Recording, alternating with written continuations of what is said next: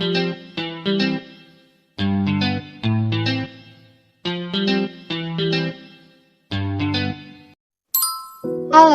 assalamualaikum semuanya. Ketemu lagi sama aku Enda. Hari ini aku buat video baru yaitu 5 habit yang ingin aku bangun di hidup aku.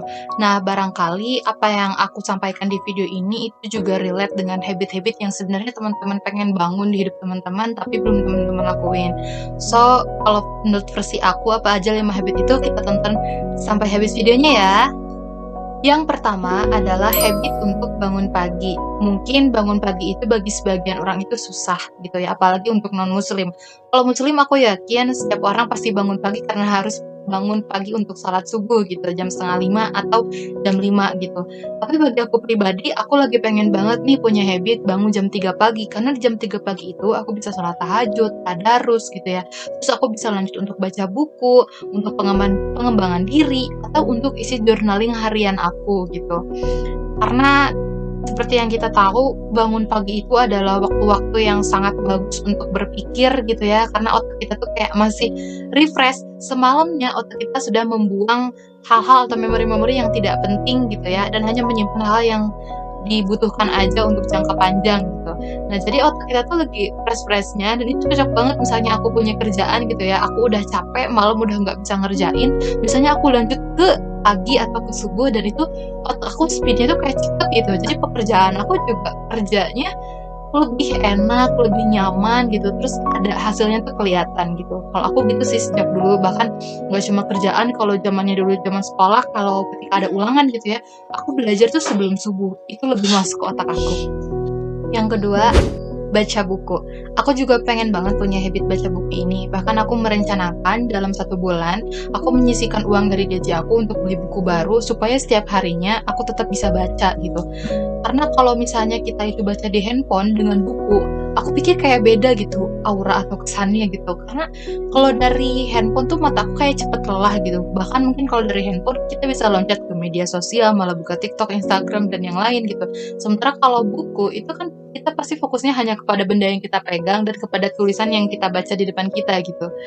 Itu sih, karena memang untuk membiasakan mencintai membaca buku itu sulit, jadi itu harus dibuat menjadi habit. Yang ketiga, belajar bahasa. Aku belakangan ini lagi suka banget belajar bahasa Inggris.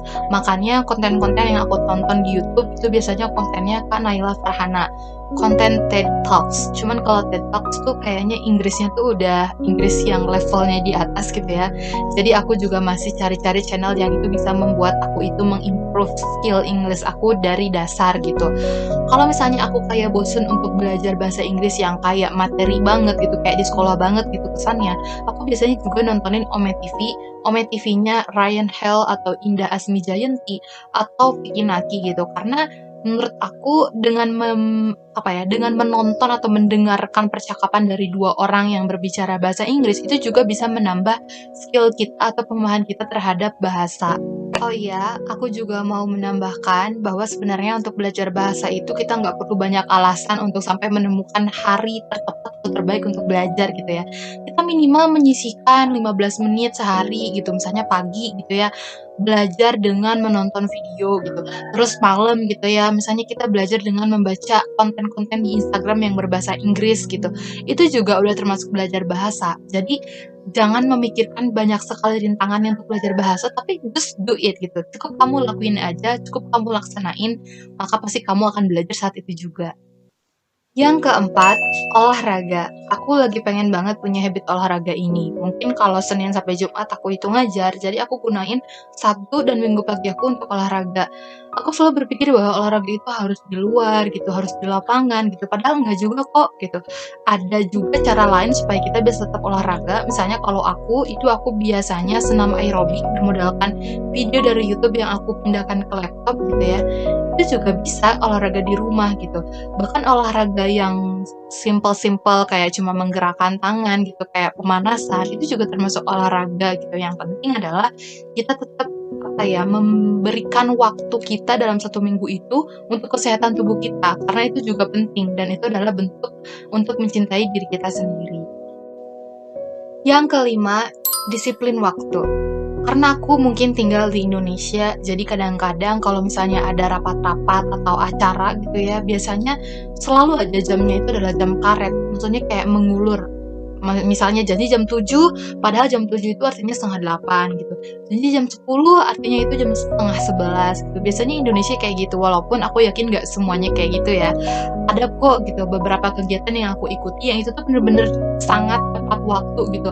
Bahkan kalau misalnya telat, itu aku harus mengisi surat pernyataan telat gitu, terus harus tulis juga aku itu telatnya berapa menit dan alasannya itu kenapa gitu.